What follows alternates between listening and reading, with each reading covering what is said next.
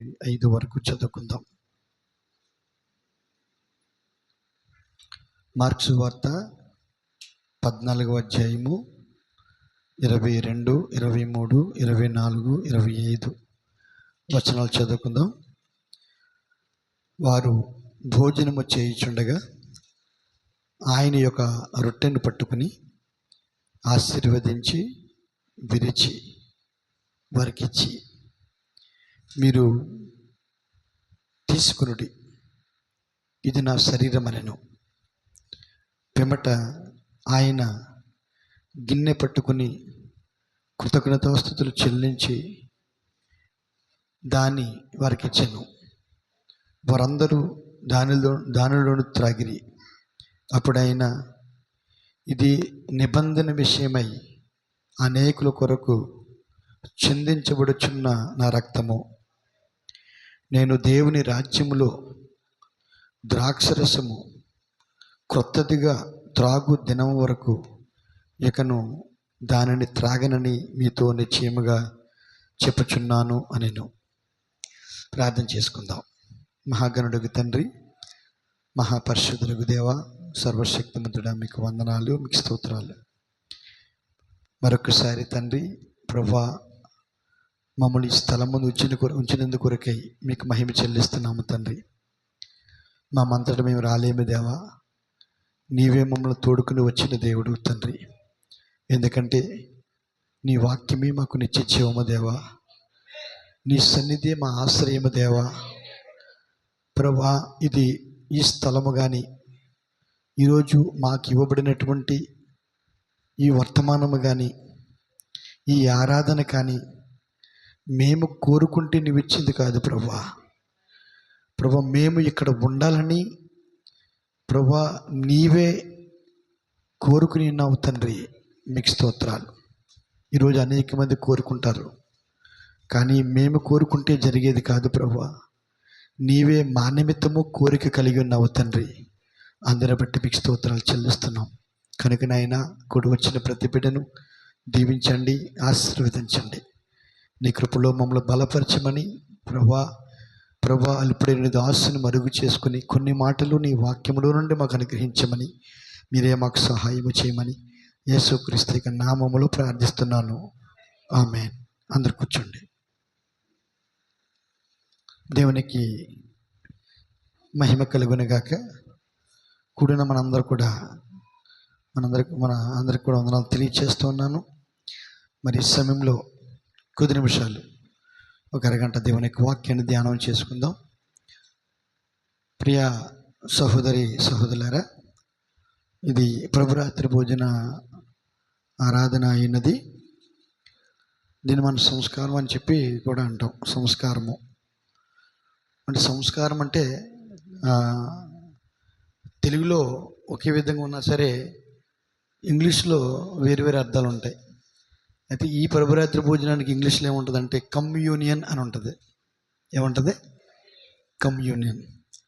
అయితే కొన్ని సందర్భాల్లో మనం ఏమంటారంటే, ఏంటి వీడియో సంస్కారం లేకుండా మాట్లాడుతున్నాడు అంటే, మరొక అర్థం ఏంటంటే, సంస్కారం అంటే ఒక పద్ధతి అని అర్థం. సంస్కారం అంటే ఏంటి? ఒక పద్ధతి. కనీసం సంస్కారం లేకుండా మాట్లాడుతున్నాడు అంటాం కదా. అంటే సంస్కారం అంటే ఒక పద్ధతి, అంటే పద్ధతి ప్రకారంగా మాట్లాడాలి, పద్ధతి ప్రకారంగా ప్రవర్తించాలి అనేటువంటి అర్థాన్ని ఇస్తుంది అది. కానీ ఇక్కడ సంస్కారము, ఇక్కడ మనం చదువుకున్నటువంటి మాట, మరి మనం మాట్లాడుకున్న మాట ఏంటంటే సంస్కారము. ప్రవక్త ఈ మాట చెప్పారు, సంస్కారము. దేవునికి స్తోత్రం కలుగును గాక. చూసారా? తర్వాత ఇంకొక అర్థాన్ని కూడా, సంస్కరించుట అంటే దాని ఇంగ్లీష్లో రిఫార్మేషన్ అంటారు. రిఫార్మేషన్ అంటే సంస్కరించుట అంటే సరిదిద్దుట. ఏంటంటే అది సరిదిద్దుట అనేటువంటి అర్థాన్ని ఇస్తుంది. దాన్ని సంస్కారము అని కూడా అంటారు. ఎందుకంటే మరి ఒకరు ఒక బుక్ రాశారు. స్మక్కర్స్ రాసినటువంటి మహిమగల సంస్కారము అనేటువంటి పుస్తకము మరి రాశాడు ఒక సహోదరి. దాన్ని గ్లోరియస్ రిఫార్మేషన్ అని చెప్తున్నారు, సంస్కారము. కాబట్టి మరి అయితే ఇప్పుడు మనం కూడుకున్నటువంటిది ఏదైతే ఈ లోకంలో సంస్కారం గురించి కాదు, చూసారా, లేదా సంస్కరించడం గురించి కాదు, కానీ ఒక పుస్తకం కోసం కాదు, కానీ మరి కమ్యూనియన్ అనే దానికోసం మనం కూడుకున్నాం. దేవునికి స్తోత్రం కలుగునుగాక. చూసారా, కమ్యూనియన్. కాబట్టి దాన్ని ఇంగ్లీష్లో సంస్కారం అని కూడా అన్నారు. కాబట్టి మనం సంస్కారం అనే పదాన్ని మనం వాడడం జరుగుతుంది. దేవునికి స్తోత్రం కలుగునుగాక. దీన్ని మరొక భాష, మా బైబిల్ భాషలో ఏమన్నారంటే ప్రభురాత్రి భోజనము. చాలా సందర్భం చెప్తుంటాం, ప్రభురాత్రి భోజనము. అది పగలు తీసుకోకూడదు, సాయంత్రం రాత్రిలో తీసుకోవాలి. సాయంకాలం ముందే ఇశ్రాయేలు కొరకు గొర్రెపిల్ల వధించబడింది. సాయంకాలం ముందు వధించబడింది. ఆ పస్కా బలి మన కొరకు వధించబడిన పస్కా బలి ప్రభు అయిన యేసుక్రీస్తు ఉన్నారు. మన కొరకు వధించబడిన పస్కా బలి ప్రభు అయిన యేసుక్రీస్తు ఉన్నారు. సాయంకాలం దాన్ని వధించుకుని ఆ రక్తాన్ని 2 నిలువ కమ్ములకు, ద్వారబంధపు నిలువ కమ్ములకు పై అడ్డకమ్మకు రాసుకుని, అంటే ఆ రక్తాన్ని మరి దానికి పూసుకుని, ఏ గొర్రెపిల్లనైతే తమ కొరకు వధించుకున్నారో, ఏ గొర్రెపిల్లనైతే తమ కొరకు వారు బలి అర్పించారో, అదే గొర్రెపిల్ల యొక్క రక్తాన్ని ఆ ద్వారబంధాలకి రాసుకున్నారు. ఆ గొర్రెపిల్ల యొక్క రక్తంలో, అంటే ద్వారబంధం లోపల వారు మరి ఆ కుటుంబం అంతా కూడా ఉండి, మరి ఏ గొర్రెపిల్లనైతే వధించారో ఆ గొర్రెపిల్ల యొక్క పిల్లలు తరగనకుండా పట్టుకోండి, బయట ఉండండి, లోపల రానవ్వకండి. అదే గొర్రెపిల్ల యొక్క రక్తం, అదే గొర్రెపిల్ల యొక్క మాంసాన్ని, ఏంటి, రక్తాన్ని బహిరంగంగా అందరికీ కనబడే విధంగా బయట దానిని ప్రోక్షించారు. అంటే ఆ ద్వారబంధ కమ్ములకి రాశారు. అంటే ఆ గొర్రెపిల్ల యొక్క రక్తం కనబడాలి బయటికి, రక్తం అనేటువంటిది బయటికి కనబడాలి. అయితే ఆ గొర్రెపిల్ల యొక్క మాంసం ఏదైతే ఉన్నదో, గొర్రెపిల్ల యొక్క మాంసం ఏదైతే ఉన్నదో, ఆ మాంసాన్ని వారు మరి ఆహారముగా వారు నిప్పుల మీద దాన్ని కాల్చుకుని, రొట్టెలుగా కాల్చుకుని తినడం జరిగింది వారు. అది మోషే ద్వారా దేవుడు ఇశ్రాయేలుకి ఇచ్చినటువంటి ఆజ్ఞ, నిబంధన. దేవుని స్తోత్రం. మోషే ద్వారా ఇశ్రాయేలుకి ఇచ్చినటువంటి కమాండ్మెంట్, ఆజ్ఞ. ఆజ్ఞ అంటే అర్థం ఏంటంటే తప్పక చేయవలసినది అని అర్థం. ఆజ్ఞ అంటే ఏంటండి, అది ఏ మాత్రం కూడా నిర్లక్ష్యం చేయకుండా, ఏ సమయంలో ఎలా చేయమన్నాడో అలాగ చేయటమే ఆజ్ఞ అయినది. ఒకవేళ చేయకపోవటం వల్ల వచ్చిన నష్టం ఏంటి? చేయకపోవడం వల్ల వచ్చిన నష్టం ఏంటంటే చెప్పండి, మరణం. పాపం కూడా కాదండి, చేయకపోవటం పాపం. చేయకపోవటం వచ్చే నష్టం ఏంటంటే మరణం. చేయకపోవడం పాపం అంటే ఏంటి? ఆజ్ఞాతిక్రమం. అంటే మోషే ద్వారా చెప్పాడు దేవుడు, అది ఆజ్ఞ వారికి. తప్పకుండా ఈ దేశానికి నేను తీర్పు తీర్చబోతున్నాను. ఇది ఏ దేశానికి? ఐగుప్తు దేశానికి. ఏ దేశానికి? అలాగని దేవుడు ఈ దేశానికి తీర్పు తెచ్చిపోతున్నాడు. ఏ దేశానికి? ఈరోజు దేశం అంటే కేవలం ఇండియా దేశం కాదండి, ప్రపంచంలో దేశంలోనే కలిపి ప్రపంచ దేశాలకి దేవుడు తీర్పు తెచ్చిపోతున్నాడు. ఇప్పుడు ప్రపంచంలో ఉన్నటువంటి ఆత్మీయ ఇశ్రాయేలీలు, వాళ్ళు ఇశ్రాయేలీలు ఐగుప్తులు ఉన్నారు, ఐగుప్తు దేశంలో ఉన్నారు. ఇప్పుడైతే ఆత్మీయ ఇశ్రాయేలీలు అంటే యేసుక్రీస్తు యొక్క బిడ్డలు, కుమారులు, కుమార్తెలు. ఈ ఆత్మీయ ఇశ్రాయేలీలు ఆకాశము క్రిందన ప్రతి దేశంలో కూడా ఉన్నారు. కేవలం ఇండియాలో లేరు, లేకపోతే అమెరికాలో లేరు, లేకపోతే ఏదో ఒక దేశంలో లేరు. దేశానికి ఒక్కరున్నా సరే ఆ దేశంలో ఉన్నట్టే కదా. కాబట్టి ఏ దేశంలో ఉన్నారో మనకు తెలియదు, ఏ దేశంలో ఎంతమంది ఉన్నారో కూడా మనకు తెలియదు కదా. ఏ దేశంలో ఎంతమంది ఉన్నారో మనకు. అంతేకాదు, ఏ సంఘంలో ఒక వర్తమాన సంఘం ఉందనుకోండి, ఒక ఊళ్ళో ఒక సంఘం ఉంటుంది, 2 సంఘాలు ఉంటాయి, కొన్ని చోట్ల టౌన్ అయితే 10 సంఘాలు ఉంటాయి, ఇంకా సిటీ అయితే 100, 50. ఇప్పుడు హైదరాబాద్ ఉంది, ఎన్నో వందల సంఘాలు ఉంటాయి, ఎన్నో సంఘాలు ఉంటాయి. మరి ఆయా సంఘాల్లో ఆ దేవుని కుమారులకి ఎంతమంది ఉన్నారో మనకు తెలియదు. అది దేవుడు ఎరిగిన్నాడు. దేవునికి స్తోత్రం. అది దేవుడు. కానీ మన పని అంటే ఆయన ఆజ్ఞను నమ్మి దాన్ని అనుసరించడం మన పని అయినది. ఆయన ఆజ్ఞను, ప్రవక్త ద్వారా మనకి ఇవ్వబడినటువంటి ఆజ్ఞను, అది దేవుడు అక్కడ ఐగుప్తీయులతో మాట్లాడినట్లుగానే ఐగుప్తీయులకు తీరుస్తారని మోషేతో దేవుడు చెప్పినట్లుగానే ఇక్కడ చూసారా, ఈ అన్య జనాంగానికి తీర్పు తీర్చబోతున్నాను అని చెప్పి దేవుడు మన ప్రవక్త ద్వారా చెప్పాడు. దేవుని స్తోత్రం. ఆనాడు మోషే ఐగుప్తు దేశానికి తీర్పు ప్రకటించాడు. ఈరోజు ప్రపంచానికి 7వ దూత ఏలియా ద్వారా దేవుడు తీర్పు ప్రకటించాడు. తీర్పు అయితే ప్రకటించబడిపోయింది కదా, వర్తమానమే తీర్పు కదండి. ఈనాటి మోషే ఎవరు? బ్రహ్నం గారు. ఈనాటి మోషే బ్రహ్నం గారు. దేవుని కుమారులు ఎవరు? దేవుని కుమారులతో నీవు నేను చూపించుకోవచ్చు, కానీ ప్రవక్త అనే పరిచర్య ఒక్కడ మాత్రమే. ఫస్ట్ నుంచి అది చెప్తాను మీకు. ఆ పరిచర్యని కానీ ఆ వ్యక్తిని కానీ ఎవ్వరూ అనుకరణ చేయడానికి వీలు, అది మాత్రం గుర్తించుకోవాలా. అర్థమైందండి? ఇప్పుడు 5 రకాల పరిచర్య ఉంది. 5 రకాల పరిచర్య అంటే కేవలం 5 మాత్రమే కాదు, అనేక మంది సంఘ కాపరులు ఉన్నారు, అనేక మంది సువార్తలకు ఉన్నారు, అనేక మంది ఉపదేశకులకు ఉన్నారు కదా. కానీ ప్రవక్త కాలానికి ప్రవక్త అనే వ్యక్తి ఒక్కడే ఉంటాడు. ఆ పరిచర్ని కానీ ఆ వ్యక్తిని కానీ ఎన్నడూ అనుకరించడానికి అవకాశం దేవుడు ఇవ్వలేదు. అంటే దేవుడు ఒక్కనులో తాను బయలుపరుచుకున్నట్టు అయినది. ఆ ఒక్కనులో తన వధువు కొరకు వాక్యమును ఇచ్చుటైనది, ప్రత్యక్షపరచుటైనది. దేవునికి స్తోత్రం. అందుకని మనుష్య కుమారుని పరిచర్య ఎన్నడూ ఎవ్వరూ అనుకరణ చేయడానికి వీలు. ఎందుకంటే దేవుడే ఆ పరిచర్య చేసుకున్నాడు కాబట్టి, దేవుడే ఆ పరిచర్య చేస్తున్నాడు కాబట్టి డైరెక్ట్గా అది ఎన్నడూ అనుకరణ చేయబడదు.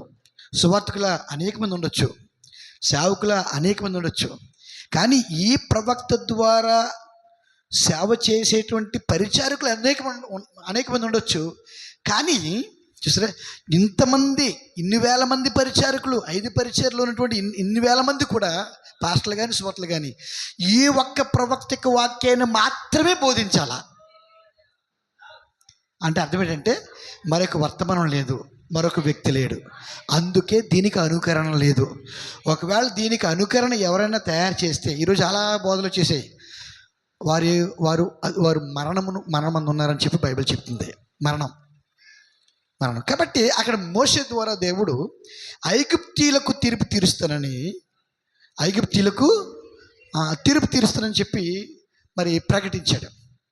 అయితే ఎట్ ద సేమ్ టైము, అదే సమయంలో ఐగుప్తీయులకు మరణమనే తీర్పు, అంటే మరణపు దూతను పంపించడం ద్వారా వారిని నాశనం చేస్తాను, తీర్పు తీరుస్తానని చెప్పినటువంటి అదే సమయంలో చూసారా, అక్కడ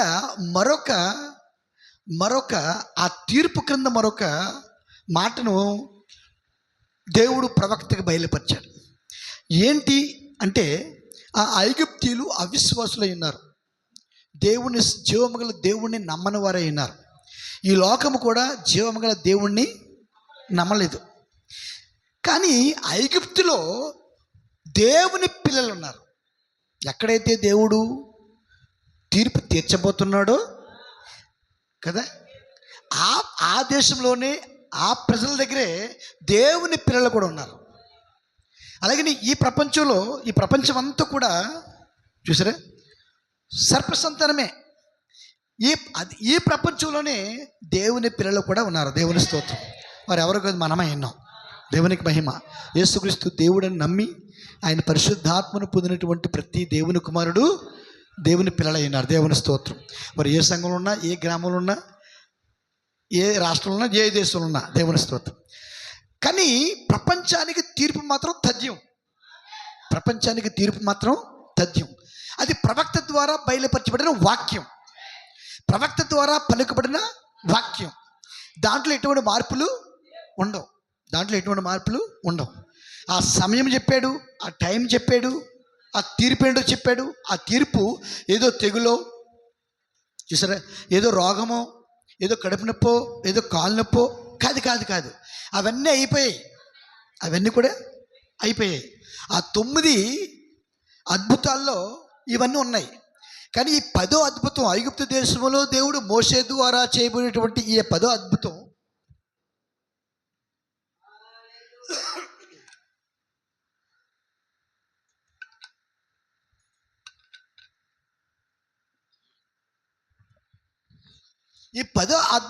లేక చివరి అద్భుతం ఏంటంటే మరణము.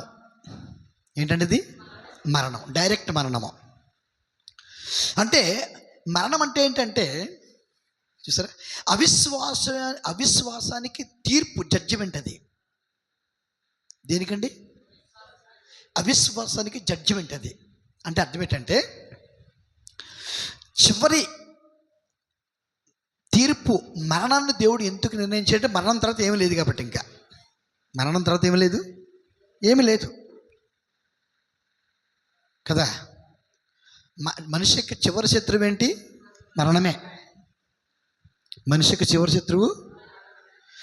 ఇంకా మరణం తర్వాత నేను పశ్చాత్తాపడతాను, మళ్ళీ తిరిగి నేను చేస్తాను. ఆ యొక్క పాతాళంలో ధనవంతుడు మరి అబ్రహామును వేడుకున్నట్టుగా ఒకళ్ళు వేడుకున్నా సరే, పాతాళం నుండి వేడుకున్నా సరే ఇంకా అవకాశం లేదు ఇక కదా. అంటే ఒక వ్యక్తిని చివరిగా తాకేటువంటి తెగులు, తీర్పు ఏంటంటే మరణమే. దేవునికి స్తోత్రం కలుగును గాక. ఈ మరణము ప్రవక్త ఆజ్ఞ అదే ఏంటి, అవిశ్వాసం, పాపం. ఓ మాట చెప్పాడు ఆయన. గలతీ పత్రిక ఉంటుంది చూడండి, అక్కడది గలతీ పత్రిక ఉంటుంది. రోమపత్రిక, గలతీ పత్రిక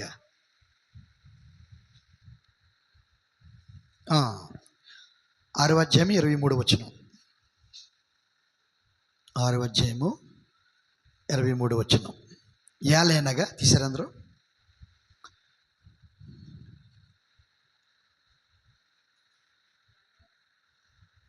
యాలేనగా పాపము వలన వచ్చు జీతము. అంటే మరణం ఎందుకు వస్తుంది? పాపం వలన వస్తుంది. అంటే పాపం యొక్క జీతం అంటే ప్రతిఫలం. పాపం యొక్క జీతమే, అలాగే పాపం యొక్క ప్రతిఫలమే మరణం. అంటే మరణించడానికి ముందు అతను ఏం చేశాడు?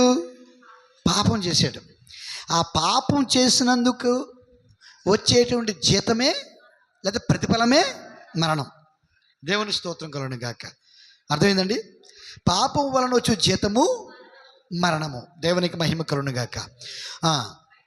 అయితే ఇక్కడ చూడండి, ఐగుప్తులు మరణం ప్రకటించాడు ఆయన. అది తథ్యం. అది వారి పాపమును బట్టి. మరి ఏంట పాపము? వారు చేసిన పాపం ఏంటి? వారి ముందు ప్రదర్శించబడినటువంటి ఆ 9 అద్భుతాలు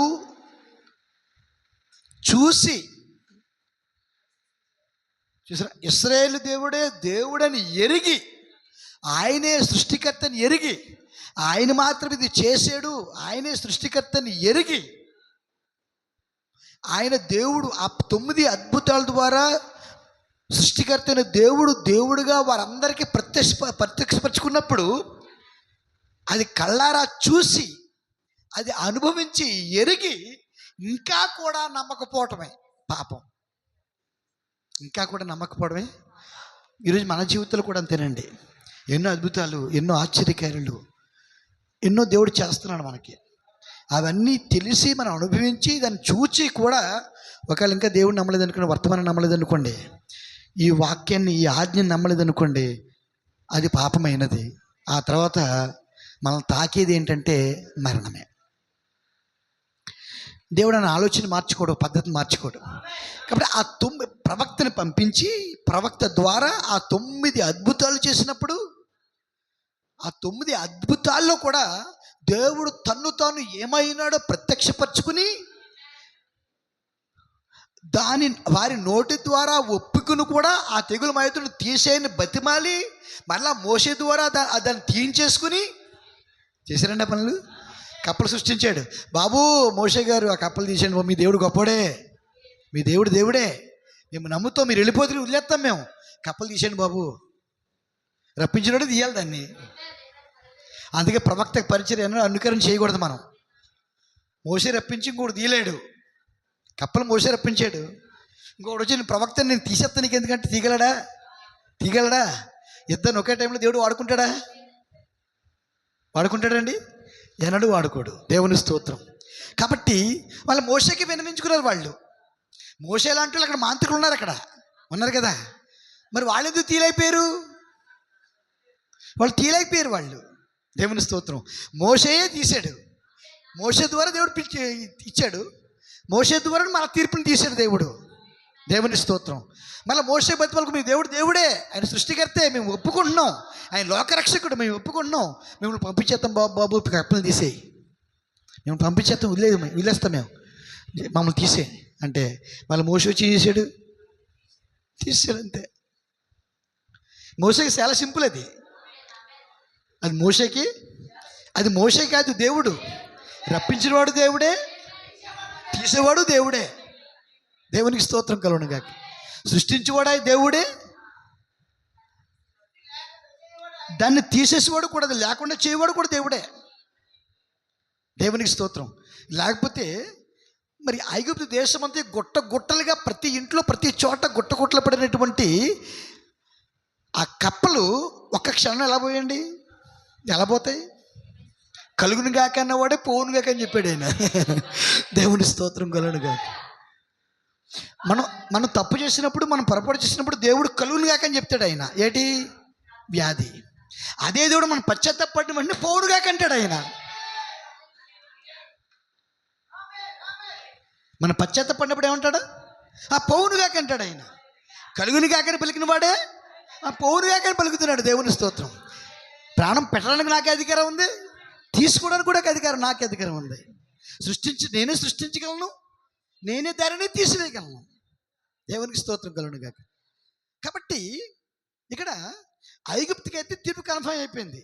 ఆ 9 అద్భుతాల ద్వారా ఆయన తాను ఏమైనాడో, మోషే దేవుడు ఏమైనాడో, ఇశ్రాయేలు దేవుడు ఏమైనాడో. దేవునికి స్తోత్రం. ఇశ్రాయేలు దేవుడు వారు బానిసలుగా భావిస్తున్న ఇశ్రాయేలు దేవుడు. ఇశ్రాయేలు వారికి ఏమవుతారు? బానిసలు, పనివారు. చాలా హీన స్థితిలో చూస్తున్నారు వాళ్ళని. చూసారా ఎంత చాకరీ, ఎంత భయంకర పని చేయించుకుంటున్నారు. ఐగుప్తులకు దృష్టిలో ఇశ్రాయేలీలు ఎవరు అంటే నీచులు, పనివారు. దేవుని స్తోత్రం. వారు గృహంలోకి వెళ్ళడానికి కూడా అర్హత లేనివారు, వారిని తాకడానికి కూడా అర్హత లేనివారు. వాళ్ళు అంత నీచమైనటువంటి స్థితిలో ఉన్నారు. ఐగుప్తీయులకైతే వాళ్ళే నీచులే, కానీ వారు దేవుని సృష్టికర్తకి పిల్లలు వాళ్ళు. హల్లెలూయా. ఈ మాట నన్ను ఏదో చేస్తుంది. దేవుని స్తోత్రం. ఐగుప్తులకైతే వారు నీచులే. దేవుని స్తోత్రం. ఈ లోక సంబంధంగా నువ్వు నీచుడివే. దేవుని స్తోత్రం. ఈ మాట చెప్పొచ్చా? దేవుడిని క్షమించిన గాక. ఒక తక్కువ కులంలో పుట్టొచ్చు, ఒక పేదవాడిగా పుట్టొచ్చు, ఒక గృహం లేనివాడిగా పుట్టొచ్చు, ఒక వస్త్రం లేనివాడిగా ఉండొచ్చు, నీవు ఒక లాజరు వల్లే చూసిన కురుపులతో ఉండొచ్చు. అయినా సరే నీవు దేవుని కుమారుడివి, సృష్టికర్తవి కుమారుడివి. దేవునికి స్తోత్రం. ఐగుప్తుల దృష్టిలో ఐగుప్తులు పనివారే వాళ్ళు, కానీ దేవుని దృష్టిలో వాళ్ళు ఎవరు? తన పిల్లలు, సృష్టికర్త యొక్క పిల్లలు. ఎవరి పిల్లలు? సృష్టికర్త యొక్క పిల్లలు. దేవుని స్తోత్రం. కాబట్టి ఈ అద్భుతాలన్నీ చేసిన తర్వాత కూడా వారు ఒప్పుకోవడం ఒప్పుకున్నారు, భయపడేది భయపడ్డారు, ఇవన్నీ చేశారు. కానీ చూసారా, చివరికి పూర్తిగా ఆయన అంగీకరించలేకపోయారు. ఆయన అంగీకరించడం అంటే ఆయన వాక్య ప్రకారంగా జీవించటం, చేయటం, ఆ పని చేయలేకపోయారు. అందుకని 10వ తెగులు ఇదంతా పాపంగా ఎంచబడింది. అది నమ్మలేదు, ఇది నమ్మలేదు, ఇమ్మలేదు. అంటే నమ్మడం అంటే మామూలుగా నమ్మడం కాదు కదా. మరి అది నమ్మడం అంటే ఏదో మామూలుగా నమ్మడం కాదు. ఆ ఆపద పోయే వరకు నమ్మేరు వాళ్ళు. అంతే. కప్పలు సృష్టించాడు, బాబు తీసేమన్నారు. ఆ తర్వాత మళ్ళీ ఏం చేయదు? ఫరో హృదయం అయిపోయింది. ఫరో హృదయం కఠినం అయిపోయింది. అంటే దాన్ని నమ్మలేదు ఇంకా. మనం నమ్మకుండా చేసింది కూడా దేవుడే. ఏమండి? అన్నీ చేసేది ఆయనే. మన తోలుబొమ్మలే మనం ఎవరండి? ఆయన ఆడించినట్టు ఆడమే. దేవునికి స్తోత్రం కలుగును గాక. అందుకే మన చేతిలో ఏం లేదు, అంతా ఆయన చేతిలో ఉంది. మనం ఆయన చేతిలో ఉన్నాం. దేవుని స్తోత్రం. అది ప్రపంచం అంతా ఆయన చేతిలో ఉంది, కానీ మనం కూడా ఆయన చేతిలో ఉన్నాం. మనం ఎందుకు ఆయన చేతిలో ఉన్నాం అంటే దేవునికి వాక్యాన్ని నెరవేర్చడానికి మనం ఆయన చేతిలో ఉన్నాం. ఒక మంచి కార్యాన్ని దేవుడు మన ద్వారా నెరవేర్చడానికి ఆయన చేతిలో పెట్టుకున్నాడు మనల్ని. ఒక దేవుని కుమారుడిగా ప్రత్యక్షపరచడానికి ఆయన చేతిలో పెట్టుకున్నాడు. అవిశ్వాసంగా ప్రత్యక్షపరుస్తున్నాడు ఆయన. దేవుని కుమారుడు తన కుమారుడిగా ప్రత్యక్షపరుస్తున్నాడు ఆయన. అందుకు మనం సంతోషించాలి, అందుకు మనం ఆనందించాలి. కాబట్టి ఈ 9 అద్భుత కార్యాలను బట్టి వారు పాపులు నమ్మలేదు కాబట్టి పాపులు రుజువు అయిపోయింది. దాని జీతము, దాని ప్రతిఫలము 10వ అద్భుతం. అదేంటంటే మరణం అనే తెగులు తాకింది. అది ప్రకటించేశాడు. ఎలాగనగా పాపం వలన వచ్చు జీతము మరణము. ఇది ఎవరికిది? పాపం చేసిన వారికి మరణం. ఎవరికండి? పాపం అంటే ఏంటి? అవిశ్వాసము. దేవునికి స్తోత్రం. ఈ దేని పట్ల అవిశ్వాసము? వాక్యం పట్ల. వాక్యం ఏమైనాడు? దేవుడై ఉన్నాడు. వాక్యమే దేవుడు. దేవుని పట్ల విశ్వాసము, వాక్యం పట్ల అవిశ్వాసము. దేవుని స్తోత్రం. ఈ వాక్యం పట్ల అవిశ్వాసమే చూసారా పాపమైనది. ఆ పాపం యొక్క జీతము మరణం. కాబట్టి ఈ 10వ అద్భుతము మరణదూత. మరణము అంటే ఐగుప్తీయులకి మరణము తథ్యం, అది ఆజ్ఞ. దేవుడు పంపించేశాడు. దేవుని స్తోత్రం. అయితే ఐగుప్తులు అంటే పాపులు ఉన్నట్లు, ఆ పాపులు దగ్గరే, ఆ పాపులతోనే దేవుని పిల్లలు కూడా ఉన్నారు. ఎవరండి? దేవుని పిల్లలు అదే ఐగుప్తులో ఉన్నారు. అదే ఐగుప్తులో దేవుని పిల్లలు ఉన్నారు. అదో మాట చెప్పాలనుకుంటున్నాను నేను. వారు ఐగుప్తులోనే కానీ, ఐగుప్తిక భూభాగంలోనే కానీ గోషేను అనే పట్టణంలో వారు ఉన్నారు. ఎక్కడున్నారు వాళ్ళు? గోషేను అనేటువంటి పట్టణంలో ఉన్నారు వాళ్ళు. దాని దేశంగా కూడా పిలిచాడు ఆయన. దేవుని స్తోత్రం. కానీ అది ఐగుప్తుకి సంబంధించిందే. వారు అక్కడ ఉండి ఆ యొక్క ఐగుప్తులకి ఏం చేస్తున్నారు? వాళ్ళు సేవ చేస్తున్నారు. వాళ్ళు ఏం చేస్తున్నారు? వాళ్ళు సేవ చేస్తున్నారు. దేవుని స్తోత్రం. అదేవిధంగా ఈరోజు మనము కూడా పాపులైనటువంటి ఈ లోకస్తులతోనే ఉన్నాం మనం. కానీ వారు గోషేనులో ఉన్నట్లుగానే దేవుని స్తోత్రం మనము కూడా దేవుని సంఘంలో ఉన్నాం. ఎక్కడున్నాం మనం? దేవుని సంఘంలో ఉన్నాం. దేవునికి సంఘంలో విమోచించబడిన దేవునికి సంఘంలో ఉన్నాం మనం. దేవునికి స్తోత్రం కలుగును గాక. కాబట్టి ఇప్పుడు ఆ ఐగుప్తీయులకి అవిశ్వాసులు కాబట్టి వారికి తీర్పు తీర్చేశాడు. ఇక్కడ అదే వచనంలో 2వ భాగం చూసినట్లయితే కామ పెట్టి అక్కడ అయితే దేవుని కృపావరము ఏమన్నాడు ఆయన? పాపులకైతే అవిశ్వాసులకైతే మరణమే తథ్యం. కానీ ఇక్కడ ఏమన్నాడంటే అక్కడ దేవుని పిల్లలు ఉన్నారు కదా, ఆ దేవుని పిల్లలు ఉన్నారు కదా అంటే మనం ఉన్నాం కదా. ఇప్పుడు ఏం చెప్తారంటే అయితే దేవుని కృపావరము మన ప్రభువైన క్రీస్తు యేసు నందు నిత్య జీవము. ఐగుప్తులకైతే మరణమే, కానీ అక్కడ దేవుని పిల్లలు ఉన్నారు, వారికి కృపావరం ఇవ్వబడింది. ఆ కృపావరం ఏంటంటే జీవము. అంటే అర్థం ఏంటంటే ఐగుప్తులు అందరూ చచ్చిపోతారు, కొంతమంది మాత్రం బతుకుతారు. ఆ తీర్పులో కొంతమంది మాత్రమే తప్పించుకుంటారు, ఆ తీర్పులో కొంతమంది మాత్రమే బ్రతుకుతారు. అది వారికి ఇవ్వబడిన కృపావరమైనది. ఈ లోకమంతా నశించిపోద్ది, కానీ కొంతమంది మాత్రమే తీర్పులోకి వెళ్ళరు. వారు పైకి వెళ్ళిపోతారు, నిత్య జీవాన్ని పొందుకుంటారు, వారు ప్రత్యేకించబడతారు. వాళ్ళు దేవుని మరణం వారిని తాకజాలదు. మరణం వారిని ఏం చేయలేదు. అయితే ఇప్పుడు వారు మరి ఒకే ప్లేస్లో వాళ్ళు ఉన్నారు, వీళ్ళు ఉన్నారు. మరి వీరిని మరణం మొత్తం ఐగుప్తు దేశం అంతా వచ్చేసింది. మరణం మొత్తం ఐగుప్తు దేశం అంతా కూడా ఇశ్రాయేలు పాలనలోకి కూడా వెళ్ళింది కదా, అంతే కదా. ఎందుకంటే ఏ ఇంటి దగ్గర అయితే రక్తం లేదో ఆ వాళ్ళని ఏం చేసింది? చంపేసింది కదా. మరి ఆ జ్యేష్ఠుడిని చంపేసింది కదా. అంటే అర్థం ఏంటి? ఇశ్రాయేలు పాలనలో కూడా మరణము దేవుడు పక్షపాతి కాదు కదా. వాళ్ళు ఏమంటారు? వాళ్ళని కాపాడుకున్నాం, మమ్మల్ని ఎందుకు కాపాడలేదు, మేము కూడా అంటారు కదా. మరి అయితే వాళ్ళ వీధిలోంచి మరణం వెళ్ళింది, వీళ్ళ వీధిలోంచి మరణం వెళ్ళింది. వారికి గృహాన్ని ప్రతి గృహాన్ని తాకుతూ వెళ్ళింది, వీళ్ళ గృహం ప్రతి గృహాన్ని తాకుతూ వెళ్ళింది. ప్రతి వీధిలోంచి, ప్రతి రోడ్లోంచి, ప్రతి చోట నుంచి, ప్రతి స్థలంలో మరణం చూసుకుంటూ వెళ్ళింది. మరి వారిని చంపేసింది, వీరిని బ్రతికించింది. వారికి వీళ్ళకున్న మధ్య వ్యత్యాసం ఏంటి? వీరు బ్రతకడానికి, వారు చచ్చిపోవడానికి మధ్య ఒకటి ఉంది అక్కడ. ఏంటది? రక్తం ఉన్నది.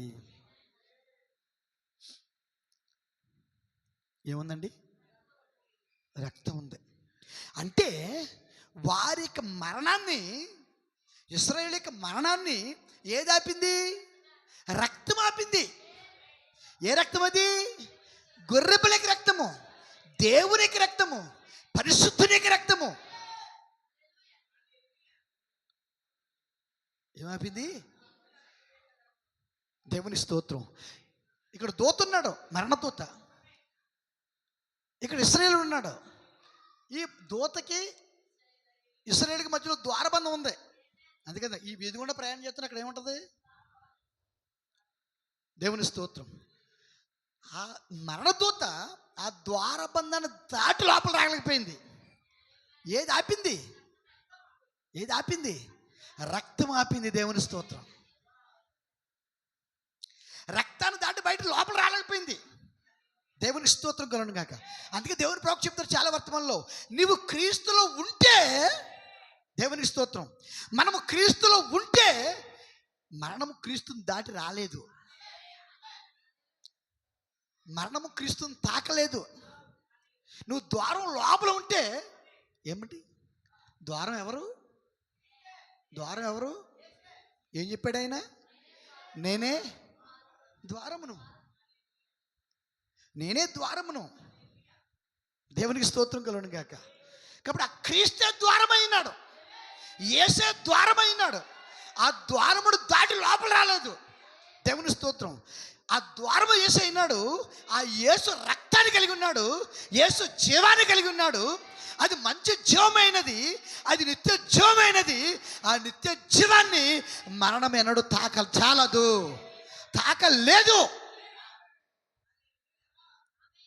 నిత్య జీవాన్ని మరణం ఎన్నడూ తాకలేదు. జీవం శక్తివంతమైందా?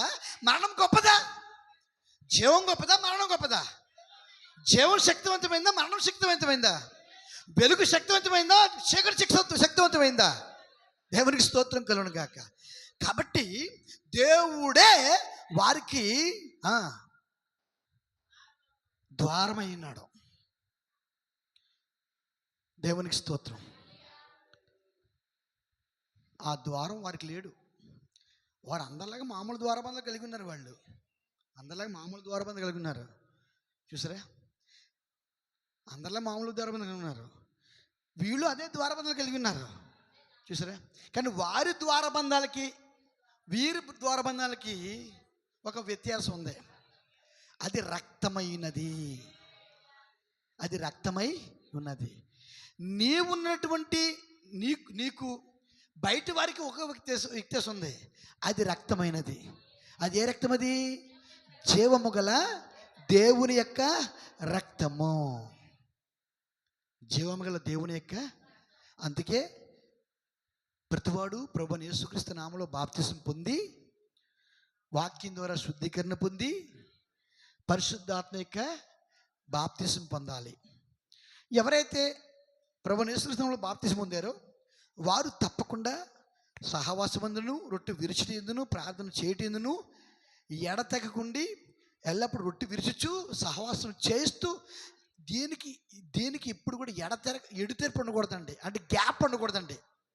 సహవాసం చేయడానికి కానీ, రొట్టె విరుచుటి కొరకు కానీ ప్రార్థన చేయడానికి కానీ ఎన్నడూ గ్యాప్ ఇవ్వకూడదు. దేవునికి స్తోత్రం. ఎన్నడూ మనం గ్యాప్ దానికి ఇవ్వకూడదు. అలా గ్యాప్ ఇచ్చామంటే ఆ గ్యాప్లకి ఏమొస్తాడు? మరణం వస్తాడు. ఆ గ్యాప్లకి ఏమొస్తుంది? మరణం వస్తుంది. ఆ మరణం ఏం చేస్తుంది? మనల్ని చంపేస్తుంది. దేవుని స్తోత్రం. అందుకని అపోస్తులు ఏకాత్మ కలిగి ఎలా ఉన్నారండి? ఏకాత్మ కలిగి, ఒకే సహవాసం కలిగి, ఒకే బోధ కలిగి, దేవుని స్తోత్రం. చూసారా, ఒకే బోధ కలిగి. అందుకే ప్రవక్త చెప్పారంటే, చూసారా, ప్రార్థన మందిరికి వచ్చిన తర్వాత వారు మళ్ళీ వారి గృహానికి ప్రార్థన అయిపోయిన తర్వాత వారి గృహానికి వారికి వెళ్ళడానికి ఆ రోజుల్లో ఏడ్ చేసేవారని చెప్పారు ప్రవక్త. ఏం చేసేవారంటే అండి, అంటే వారి ఇళ్ళ దగ్గర ఉండడానికి ఇష్టపడతలేదు వాళ్ళు, వారి పని వారు చేసేవారికి ఇష్టపడతలేదు వాళ్ళు. అంటే మనసు దాని మీద లేదు. వారి హృదయము, వారి తలంపు, వారి ఆశ, వారి మనస్సు అంతా కూడా ఎక్కడుందంటే సహవాసంలో ఉన్నది. పరిశుద్ధులతో సహవాసంలో ఉన్నది. అంటే ఈ సహవాసం నుండి బయటికి వెళ్ళిపోవాలనుకోవట్లేదు వాళ్ళు. ఈ సహవాసం క్రీస్తు అయినాడు. ఈ సహవాసం ఏమైనాడు? ఆ క్రీస్తు అయినాడు. దీని నుండి బయటకు వెళ్ళిపోతారు. అయ్యో ప్రార్థన అప్పుడే అయిపోయిందా, ఇప్పుడు ఇంటికి వెళ్ళిపోవాలా, అయ్యో అని చెప్పి ఏడుస్తూ తప్పక వారు తుడుచుకుంటూ ఆ చెంపల మీద నీరు తుడుచుకుంటూ వారు ఇంటికి వెళ్ళేవారంట. మళ్ళీ ఎప్పుడు కలుసుకుంటామా అని చెప్పేసి ఎదురు చూసేవారట. దేవుని స్తోత్రం. ఎప్పుడు కలుసుకుంటామా మనము అని వారు ఏం చేసేవారండి? ఎదురు చూసేవారట. దేవునికి స్తోత్రం కలుగును గాక. అర్థమవుతుందండి? అర్థమవుతుందా? టైం ఆల్రెడీ 40 నిమిషాలు అయిపోయింది. ఇంకొక 10-15 నిమిషాలు తీసుకుందాం. దేవునికి మహిమ కలుగును గాక. ఆత్మ నడిపిస్తున్నాడు కాబట్టి దాన్ని ఆపదు మనం. దేవునికి మహిమ. కాబట్టి ఇక్కడ ఈ 23వ వచనంలో మనకి చక్కగా అంతా మనకు కనబడిపోతుంది. ఇక్కడ 23వ వచనంలో మొదటి భాగంలో ఐగుప్తీయులకు అనగా లోకానికి తీర్పు ప్రకటించేశాడు ఆయన. ఏంటది? మరణము. వారు పాపులు రుజువు చేయబడ్డారు కాబట్టి, అంటే 9 అద్భుతాలు వారు నమ్మలేదు కాబట్టి అవిశ్వాసులుగా రుజువు చేయబడ్డారు. తమ రుజువు చేసుకున్నారు కాబట్టి వారికి మరణాన్ని ప్రకటించేశాడు ఆయన. ఈరోజు కూడా లోకానికి మరణాన్ని ప్రకటించేశాడు ఆయన. ఇంక ఎక్స్క్యూజ్ లేదు, ఇక ఏం లేదు, క్షమాపణ లేదు. లోకానికి క్షమాపణ లేదు. ఆ తీర్పులోనే అక్కడే దేవుని పిల్లలు ఉన్నారు. ఈ దేవుని పిల్లలకు కృపణిస్తున్నాడు ఆయన. ఎందుకు కృపణిస్తాడు ఆయన? వారు నమ్మి రక్తం క్రిందకు వచ్చారు. వాళ్ళు ఎక్కడికి వచ్చారు? వాళ్ళు నమ్మి రక్తం క్రిందకు వచ్చాడు. ప్రతి కుటుంబము, ఏ కుటుంబానికి ఆ కుటుంబం చొప్పున ఆ రక్తం లోపలికి వచ్చి ఆ కుటుంబంతో సహవాసం చేస్తూ కలిసి ఉంటూ అదే గొర్రెపిల్లనే తమ కొరకు వధించుకున్నటువంటి గొర్రెపిల్లనే వారు కలిసి భోజనం చేస్తున్నారు. వాళ్ళు దేవుని స్తోత్రం కలుగును గాక. ఇదేంటి సంస్కారం అంటేనే? సంస్కారం అంటే ఇదేనండి. ప్రభు రాత్రి భోజనం అంటే ఇదేనండి.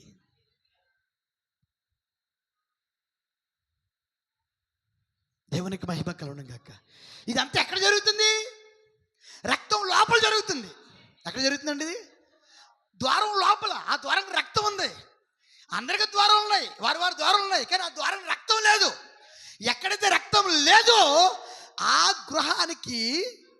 గృహానికి మరణము ఆజ్ఞాపించబడింది, నిశ్చయమైపోయింది. దేవుని స్తోత్రం. ఎక్కడైతే మరణం మొత్తం దేశానికే ఉంది, ఆజ్ఞాపించింది. కానీ ఎక్కడైతే రక్తం ఉందో మరణము దాన్ని తాకలేకపోయింది. మరణము జీవాన్ని తాకలేదు. క్రీస్తే మన జీవమైనాడు. ఆయన చెప్పాడు, నేనే ద్వారమని చెప్పాడు ఆయన, నేనే మార్గమునని చెప్పాడు ఆయన. ఆ మార్గము గుండా ఆ ద్వారము గుండా వచ్చారు. దేవుని స్తోత్రం. నేనే మార్గమునని చెప్పాడు, నేనే జీవమును. I am the life. A life అని చెప్పట్లేదు, ఒక జీవం అని చెప్పట్లేదు, దా లైఫ్ అంటే ఒకే ఒక జీవము. ఆయనే జీవమైనాడు. ఇంకొక జీవంగా ఉండలేడు. ఇంకా దేవుడే జీవమైనాడు. యేసు ప్రభువే జీవమైనాడు. మరొకరు కూడా జీవంగా ఉండాలనుకోవట్లేదు, ఉండలేడు. ఇంకా ఆయనే జీవం అంటే యేసుప్రభువే. ఇంకా దేవుడు మరి ఆ జీవాన్ని మరణం వండుగా చీకటి ఎలా తాగగలదు, ఎలా జయించగలదు, లోపలికి ఎలా రాగలదు? రాగలదా? మన దగ్గర రాగలదు, మన దగ్గరికి రాగలదు. ఎప్పుడు? రక్తం లేనప్పుడు. ఎప్పుడండి? రక్తం లేనప్పుడు కదా. రక్తం లేనప్పుడు మన దగ్గర రాగలదు. కానీ మనకు రక్తం కలిగినప్పుడు రక్తాన్ని దాటి లోపల రాలేదు. అందుకే ప్రతి విశ్వాసం మీద దేవునికి రక్తం ఉన్నది. ప్రతి దేవుని కుమారుడి మీద దేవునికి రక్తం ఉన్నది. మనం రక్షించుకోలేము. ఆ రక్తమే మనకి రక్షణ అయినది. ఇప్పుడు రక్షణ కవచమైనది. రక్తమే రక్షణ. కాబట్టి ఆ దేశాన్ని అంతటికీ, లేక ప్రపంచం అంతటికీ మరణము దేవుడు ప్రకటించేశాడు. ఆయన మరణ ప్రకటించేశాడు. దూతలు పంపించేశాడు. దూత ప్రతి గృహాన్ని తాగుతుంది. వారి గృహాన్ని, వీరి గృహాన్ని, వారి వీధిని, వీరి వీధిని, ఏ గృహాన్ని విడిచిపెట్టకుండా ఐగుప్తులో ఉన్నటువంటి ప్రతి గృహాన్ని, ప్రతి స్థలాన్ని అది తాక్కుంటూ వెళ్తుంది. దేవుని స్తోత్రం. అక్కడే దేవుని ప్రజలు ఉన్నారు. వారికి ఏమి ఇవ్వబడిందంటే కృప ఇవ్వబడింది. ఆ కృప ఎలాగొచ్చింది వారికి? కృప ఎలాగొచ్చిందంటే ప్రవక్త యొక్క మాట పట్ల నమ్మకం ఉంచారు వాళ్ళు. ఏ ప్రవక్త అయితే తీర్పును ప్రకటించాడో, ఏ ప్రవక్త అయితే మరణాన్ని ప్రకటించాడో, ఆ ప్రవక్తతోనే దేవుడు చెప్పాడు. తప్పించుకునేటువంటి మార్గాన్ని చెప్పాడు ఆయన. ఏమనంటే, ఎవరైతే గొర్రెపిల్లను తీసుకుని, ఏడాది గొర్రెపిల్లను తీసుకుని 14 దినాలు దాన్ని పరిశీలన చేసి, ఆ దినమనాడు, ఆ అమావాస్య దినమనాడు గొర్రెపిల్లను వధించుకుని ఆ రక్తాన్ని రాసుకుని ఎవరైతే లోపల ఉంటారో, ఏదండి ఇది? తప్పించుకునే మార్గం. ఎవరు చెప్తున్నారు? దేవుడు చెప్తున్నాడు ప్రవక్తకి. దేవుని స్తోత్రం. ప్రవక్తకి మరణం గురించి చెప్పినటువంటి దేవుడే తప్పించుకునే మార్గాన్ని గురించి చెప్పాడు. దేవుని స్తోత్రం. అంటే ఇక్కడ గమనించవలసిందంటే, విశ్వాసి భయపడవలసిన పని లేదు. ఇక్కడ విశ్వాసికి ఒక నిరీక్షణ ఉంది. విశ్వాసికి ఒక అవకాశం ఉంది. తప్పించుకునే మార్గం ఉంది. అది కూడా దేవుడు చెప్పాడు. చంపేస్తాను అని చెప్పిన దేవుడే తప్పించుకో అని చెప్పాడు. ఆయన ఎలా తప్పించుకోవాలని చెప్పాడు. ఆ మార్గం చెప్పాడు. దేవుని స్తోత్రం కలుగునుగాక. ఆ మార్గము ఆ దేవుడు చంపేస్తాడా? ఒకసారి చంపేయాలి, ఇంకా మీరేం చేస్తాం ఇంకా అని ఉండిపోతే చచ్చిపోతావు. దేవుడు చంపేస్తానడా? ఎలాగప్పుడు? తప్పించుకునే మార్గం ఉందంటావా? ఏమన్నాను? ఏనాడు మనకు ఆలోచన? తప్పించుకునే మార్గం దేవుడు చెప్పాడు కాబట్టి జరుగుతుంది. తప్పించుకునే మార్గం ఏదో అంటావా? దేవుని స్తోత్రం. ఆ సేవకుడి దగ్గరికి వెళ్ళారు, ప్రవక్త దగ్గరికి వెళ్ళారు. అయ్యా మోషే గారు, తప్పించుకునే మార్గం ఏమైనా ఉందా? దేవుడు మీతో ఏమైనా చెప్పాడా? ఎందుకు తెలుసా? మన దేవుడు అబ్రహాము దేవుడు, ఇస్సాకు దేవుడు, యాకోబు దేవుడు. మనల్ని దీవిస్తానని, మిమ్మల్ని అభివృద్ధి పరుస్తానని, మీ శత్రువులు గౌరవం స్వాధీనం చేసుకుంటారని దేవుడు అబ్రహాంతో చెప్పాడు. మనకు వాగ్దానం ఇస్తున్నాడు ఆయన. మరి తప్పించుకునే మార్గం ఏమని చెప్పాడు దేవుడు? మంచి ప్రశ్న వేసావు. మనం దేవుని దగ్గరికి అలా వెళ్ళాలండి. తప్పించుకునే మార్గం కొరకు దేవుడు వెళ్ళాలండి. దేవుడు మన దగ్గర రాడండి, మనం వెళ్ళాలి దేవుని దగ్గరికి. అది మనకు అవసరం. అది మనం బ్రతకాలి. మన వాగ్దానం మన పట్ల దేవుడు నెరవేర్చాలంటే మనం బ్రతకాలంటే ఆ మార్గాన్ని వెతుక్కోవాలి. మార్గం ఎక్కడుంది? ప్రవక్త దగ్గర ఉన్నది. సొల్యూషన్ ఎక్కడుందండి? ప్రవక్త దగ్గర ఉంది. వాక్యం ప్రవక్త దగ్గర ఉంది. మోషే దగ్గర ఉంది. బ్రహ్మ దగ్గర ఉంది. ఈ లోకం యొక్క తీర్పు తప్పించుకునే మార్గము, సొల్యూషను బ్రహ్మ దగ్గర ఉంది. అంటే బ్రహ్మ దగ్గర రానోడు ప్రతి ఒక్కరు చచ్చిపోతాడు. ఇంకా బ్రహ్మ దేవుడు కాబట్టి కాదు, బ్రహ్మ దగ్గర దేవునికి వాక్కు ఉంది కాబట్టి ఆ వాక్యాన్ని వినకపోతే, దీన్ని బ్రహ్మ దేవుడికి చేయట్లేదు నేను, కానీ బ్రహ్మ దగ్గర దేవుడు ఉన్నాడని చెప్తాను నేను. బ్రహ్మ దేవుడు కాదండి నాకు. నాకు బ్రహ్మ దేవుడు కాదండి, నా దేవుడు యేసుప్రభు అయినాడు. నాకు ఒక ప్రాణం పెట్టినాడు ఆయన అయినాడు. నాకు రక్తం చెందినవాడు యేసుక్రీస్తు అయినాడు. దేవునికి స్తోత్రం. బ్రహ్మ దేవుడు కాదు, నాకు బ్రహ్మ దేవుడు కాదు. బ్రహ్మ నాకు క్రీస్తు కాదు. బ్రహ్మ క్రీస్తు ద్వారా అభిషేకించబడ్డాడు. నా కొరకు దేవుడు అభిషేకించి పంపించిన వర్తమానుడు ఆయన.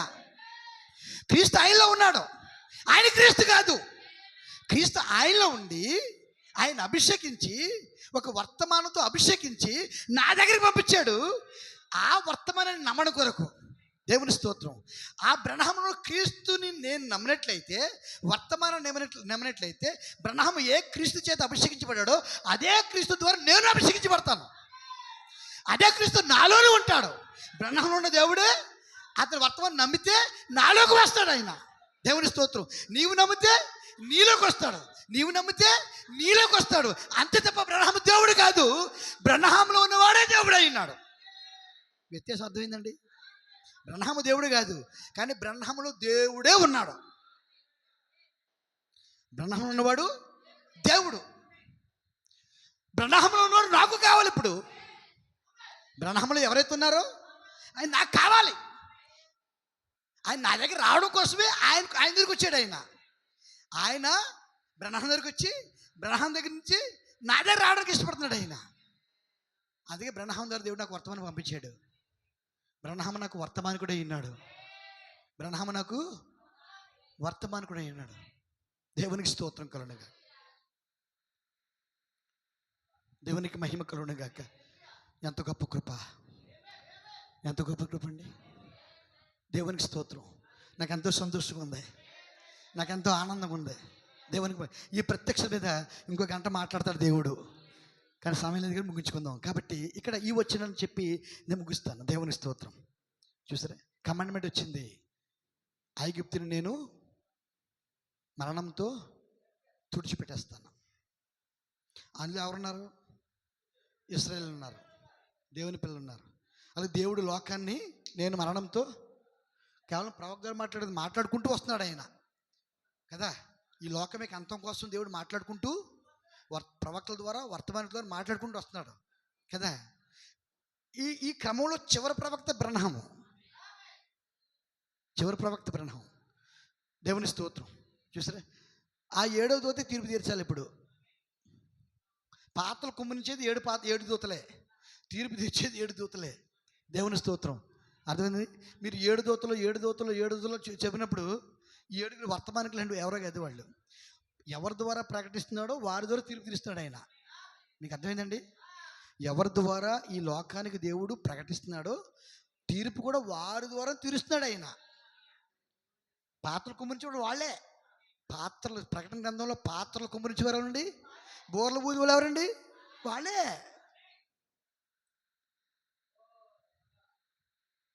ఈ పని అప్పగించింది దేవుడు, ఆ పని కూడా అప్పగించాడు ఆయన.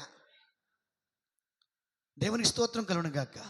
నువ్వు ఇప్పుడు బోధిస్తావు, వారు వినకపోతే, ఎవరైతే నీ ద్వారా దేవుడు బోధించినప్పుడు వినలేదో వారికి నీవే తీర్పు తీరుస్తావు. వధువు లోకానికి ఎందుకు తీర్పు తీస్తుంది? వధువు లోకానికి తీర్పు తీరుస్తుందా లేదా? అది వాక్యమేనా కాదా? కదా. ఎందుకు వధువు తీర్పు అప్పగించాడు దేవుడు?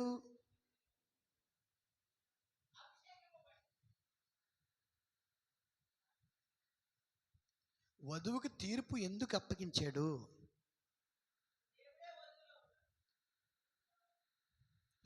వధువే యేసుక్రీస్తు గురించి సువార్త చేసింది. సువార్త చేసి క్రీస్తుని ప్రకటించింది.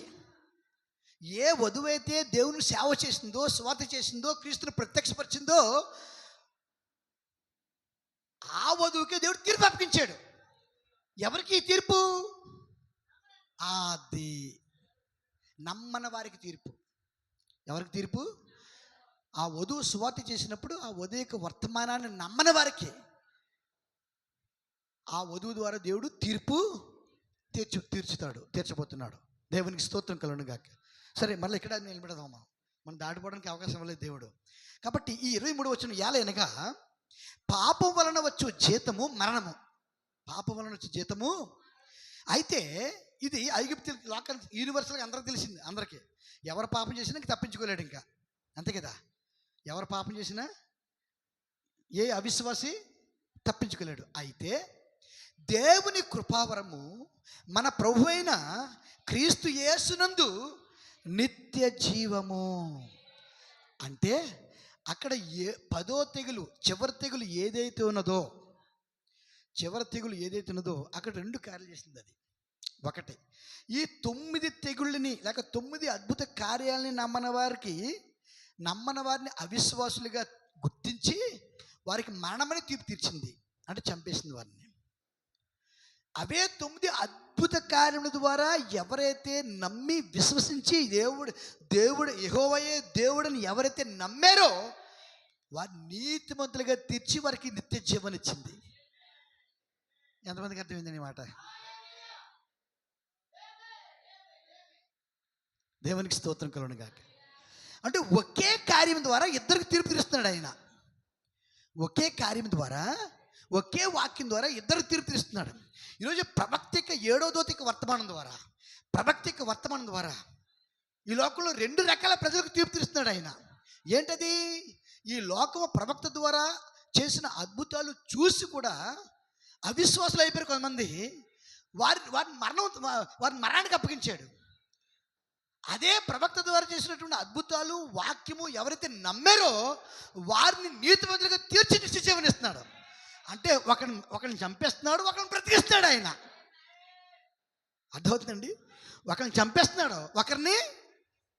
ఇశ్రాయేల్ దేశంలో, ఐగుప్తు దేశంలో 2 ఉన్నారు, ఐగుప్తీయులు, ఇశ్రాయేలీలు. దేవుని స్తోత్రం. మరణం అందరికీ ప్రకటించేశాడు ఆయన. అంటే జడ్జిమెంట్ అందరికీ ప్రకటించాడు. ఇప్పుడు ఈ జడ్జిమెంటు ఐగుప్తులకు మరణమైంది, అదే జడ్జిమెంటు ఇశ్రాయేలుకు జీవమైంది. వారిని బ్రతికించింది, వారిని చంపేసింది.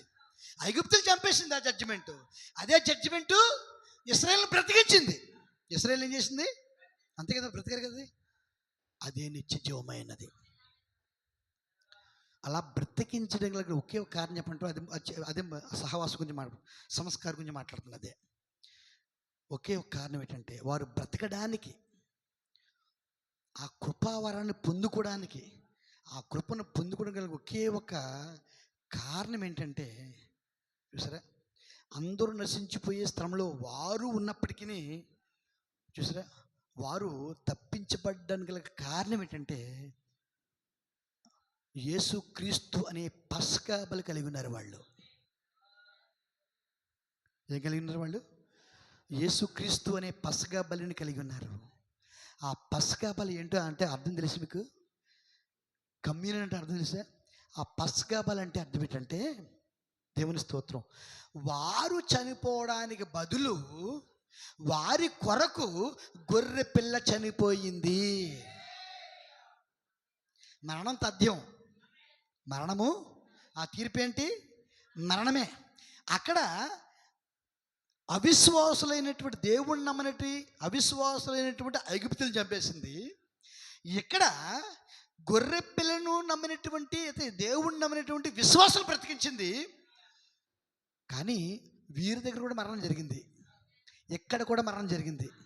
ఎక్కడ జరిగింది? ఇశ్రాయేలు దగ్గర కూడా మరణం జరిగింది. ఇశ్రాయేలు కూడా చచ్చిపోవాలి. ఆ తీర్పుకు వాళ్ళు అర్హులే. అంటే వాళ్ళు నీతిమంతులేం కాదు. అవునా? ఇశ్రాయేలు నీతిమంతులండి. ఐగుప్తు దేశంలో ఉన్నవారు నీతిమంతుడా? వాళ్ళు సినిమాలకు వెళ్ళలేదా? వాళ్ళు షికారులు చేయలేదా? వారు వ్యభిచారం చేయలేదా? వారు దొంగతనం చేయలేదండి. చేస్తారు. ప్రవక్త చెప్పారన్నమాట. అది పరిశుద్ధులు కాదు వాళ్ళు. వారు అబ్రహాము సంతానం అంతే. కానీ వారి జీవితాలు పరిశుద్ధంగా ఉండడానికి ఎక్కడున్నారు వాళ్ళు? ఐగుప్తులు ఉన్నారు. వాళ్ళ కోసం వాళ్ళు బతికే స్థితి కూడా లేదు. వాళ్ళ కోసం వాళ్ళు బతికే స్థితి లేదు. వాళ్ళు బానిసలు ఉన్నారు. వాడు యజమానుడు ఏం చెప్తే చేయాలి. యజమానుడు ఏం చెప్తే అదే చేయాలి. యజమానుడు ఒక స్త్రీని తీసుకొచ్చి ఆ స్త్రీతో పాపం చేయి, నాకు బిడ్డను కనిపెట్టాను అనుకో, ఆ స్త్రీతో పాపం చేయాలి. అతను బానిస. ఇతను ఏం చెప్తే చేయాలి. పాపం చేయమని చేయాలి, ఏం చెప్పినా చేయాలి. మరి అలాంటప్పుడు వాళ్ళు పరిశుద్ధులు ఎలా ఉంటారు? వాళ్ళు భౌతికమైన జీవితంలో పరిశుద్ధి ఎక్కడుంది వారికి? దేవుని పక్కన పెట్టడంలే, వారు దేవుని కలిగి లేరు అక్కడ. అంటే దేవుని కుమారులైనటువంటి ఒక ఇది ఉంది తప్ప వారు ఆత్మ మరి ఏ విధంగా కూడా దేవుని కుమారులు కాదు. ఎందుకంటే ఏ విధంగా అటువంటి జీవితం వారి దగ్గర లేదు. అంతే కదండి, అటువంటి జీవితం వారి దగ్గర లేదు. మనం కూడా అంతే కదా. జగత్ పునాది వేయబడక మునుపు ఎన్నుకున్నాడు కాబట్టి మనం తీర్పుని తప్పించబడుతున్నాం. ఇప్పుడు యాక్చువల్గా మన దగ్గర ఏ మంచి లేదు కదా. ఒకవేళ మంచి ఉన్నా మనం రక్షించబడలేం కదా. మన మంచి దేవుని చాలదు కదా.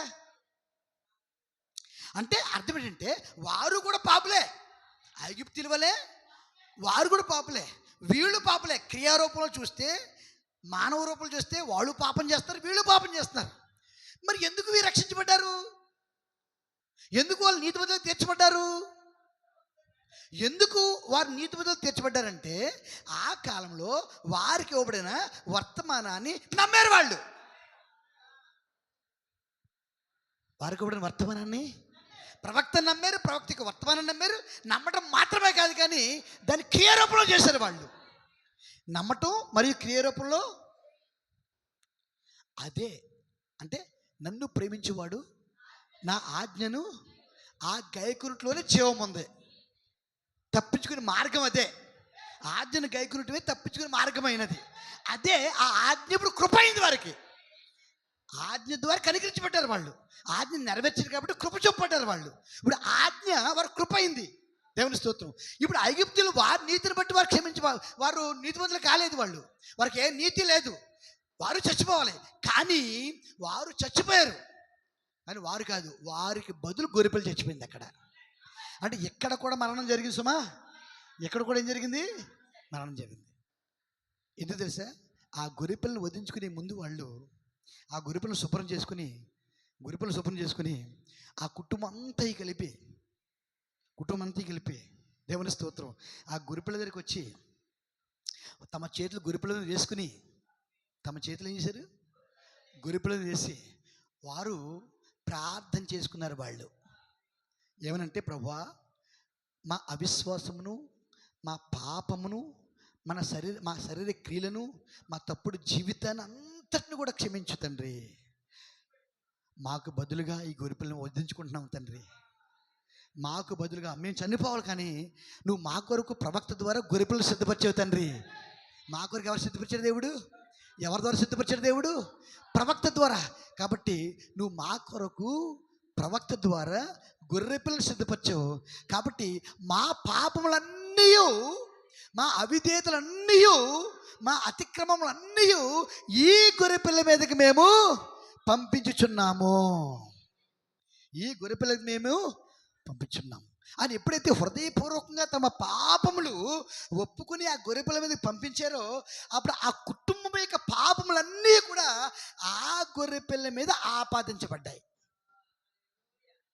ఆ గొర్రెపిల్ల మీద నీ పాపము క్రీస్తు మీద మోపడాలంటే నీవు ఆయన మీద మోపుకోవాలా, నీ భారం ఆయనకు అప్పగించేయాలా. అప్పుడు నువ్వు విశ్రాంతి పొందుకుంటావు. ఆయన ఏం చెప్పాడు? ప్రయాసపడి భారం మోసుకుని సమస్తమైన జనులారా నా ఎదుకు రండి, నేను మీకు. అంటే ఆ భారం ఏంటండి? మనం మోసే భారం ఏంటి? మన పాపమే. మనం మోసే భారం మన పాపమే. కానీ వాళ్ళు ఏం చెప్పన్నాడు? ఆయన నా మీద మోపన్నాడు. ఆయన వాటి నా మీద మోపి నువ్వు ఫ్రీ అయిపో, నేను మోస్తాను. నేను దాన్నే సిలువ రూపంలో కలవరలో కలవర వరకు మోసుకెళ్ళాడు ఆయన. ఏంటి? ఎవరైతే ఆ పాపాన్ని ఆయన భుజం ఆయన పెట్టి ఫ్రీ అయిపోయారో, ఎవరైతే తమ పాపాలు ఆయన మీద మోపేశారో, వారి పాపం మోసుకుంటూ వెళ్ళి ఆయన చచ్చిపోయాడు అక్కడ. మోపిన వారు ఫ్రీగా ఉన్నారు. ఇప్పుడు నీవు కూడా మోపుకో నీ పాపములు. నువ్వు గొర్రెపిల్ల దగ్గరికి వచ్చినప్పుడు అదే చేయవలసిన వాడమైనప్పుడు. అందుకే ప్రవక్త ప్రార్థన చేసుకోకుండా చేయొద్దని చెప్పాడు ఆయన. సిద్ధపాటు లేకుండా దీన్ని తీసుకోవద్దని చెప్పాడు ఆయన. ఏం లేకుండానండి? ఆచారపూర్వకంగా తీసుకోవద్దు. రొట్టె ద్రాక్ష ఇస్తున్నారా, నెలకోసం ఇస్తున్నారు కదా, వెళ్ళి తీసుకుందాంలే. కాదు. మన సంఘం వారం కోసం నిర్ణయించుకుందా, ప్రతి వారం తీసుకుందాంలే. కాదు. మన సంఘం 2 సంవత్సరాలు 2 సార్లు నిర్ణయించిందా, వెళ్ళి తీసుకుందాంలే. కాదు. నీ పాపం ఆయన మోపు అంటే ఒప్పుకొని నీ పాపాలు ఆయన మోసి ఆయనకు అప్పగిస్తే నీ కొరకు ఆయన బలై ఉన్నాడు. ఆయన నీ యొక్క బలై ఉన్నాడు, నీ యొక్క పరిహారం అయినాడు, నీ యొక్క జీవమై ఉన్నాడు, నీ యొక్క నీతి అయినాడు, నీ యొక్క జీవమైనాడు. దేవుని స్తోత్రం. అప్పుడు కుటుంబం అంతా నిలబడి ముందు పరిశీలన చేశారు. ఎందుకంటే దానికి మచ్చ ఉంటే, దానికి ఏ మచ్చ ఉందనుకోండి, దానికి ఏ మచ్చ ఉన్నది అనుకోండి, బలికి యోగ్యురాలు యేసుప్రభులో ఏ మచ్చన ఉందా? ఏ పాపమైన ఉందా? ఏ అవిధేయత ఉన్నదా? ఏ అక్రమమైన ఉందా? ఆయన పాపం చేసినట్టు చూపించమని చెప్పాడు. ఆయన నాలో పాపం చూపించగలరని చెప్పాడు. ఆయన ఎటువంటి పాపము? ఆయన నీతిమంతుడు, ఆయన గొప్పవాడు. తీర్పులో కూడా ఆయనలో పాపాన్ని చూపించలేకపోయారు. కక్షతో ఆయన సిలువ వేశారు తప్ప ఆయనలో పాపం చూపించగలిగారా? పాపం చూపించగలిగారా? రుజువు చేసగలిగారా? కక్షతో సిలువ వేశారు అంతే. ఏం చేశారు? కక్షతో సిలువ వేశారు తప్ప ఆయనలో పాపాన్ని రుజువు చేయలేకపోయారు. ఆయన సవాల్ చేశాడు, నాలో పాపం చూపించమని చెప్పాడు ఆయన. దేవునికి స్తోత్రం కలుగునుగాక. కాబట్టి ఇప్పుడు అదే పరీక్షించడం, గొర్రెపిల్లని పరిశీలించడం అంతే. అంటే ఆ వెంట్రుకలు ఒక్కటైనా తెల్ల వెంట్రుక ఉందనుకోండి, లేదా నల్ల వెంట్రుక ఉందనుకోండి, అలాగే ఇశ్రాయేలు అర్పించేటువంటి ఆ యొక్క పెయ్య ఉంది కదా, ఎర్రని పెయ్య, ఆ ఎర్రని పెయ్యను కూడా భూతత్వంతో చెక్ చేశారంటండి వాళ్ళు. అంటే ఒక్క వెంట్రుక కూడా తెల్లగా కానీ నల్లగా కానీ ఉండడానికి వీలు, ఎర్రగానే ఉండాల. బాడీలో ఎన్ని కోట్లు బాడీ మీద శరం మీద వెంట్రుకలు ఉంటాయండి. ఆ వెంట్రుకలు ఒక్కటి కనిపినా సరే అది అర్పణకు యోగ్యమైనది. ఆ అర్పణ దేవుడు, ఆ పశువుని దేవుడు అంగీకరించాడు. అలాగే ఈ గొర్రెపిల్లని కూడా దేవుడు అంగీకరించడం.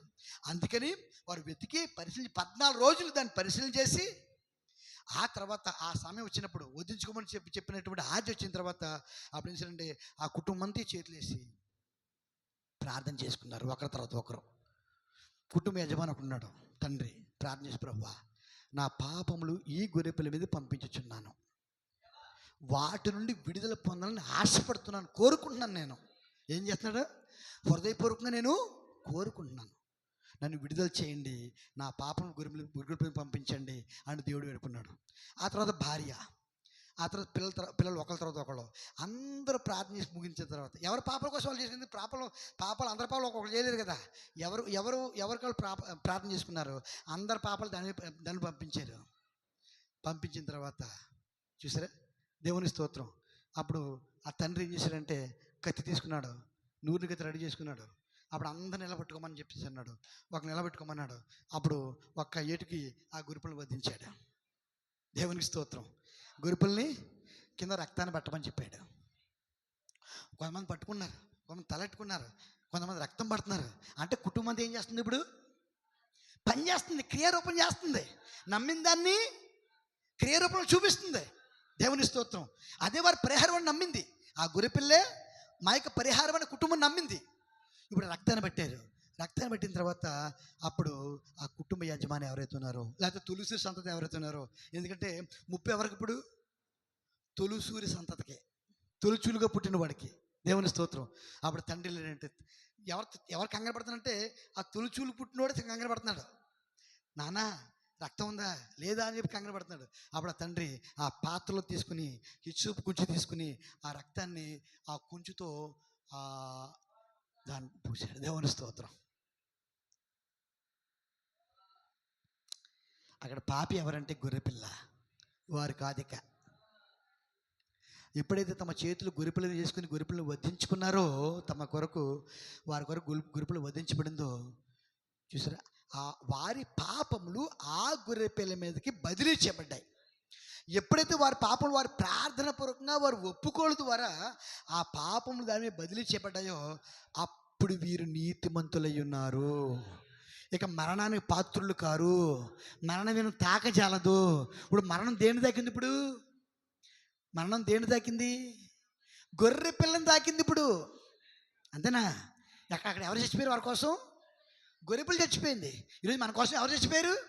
యేసుక్రీస్తు చనిపోయాడు. యేసుక్రీస్తు చనిపోయారు మన కోసం. యేసుక్రీస్తు చనిపోయాడు.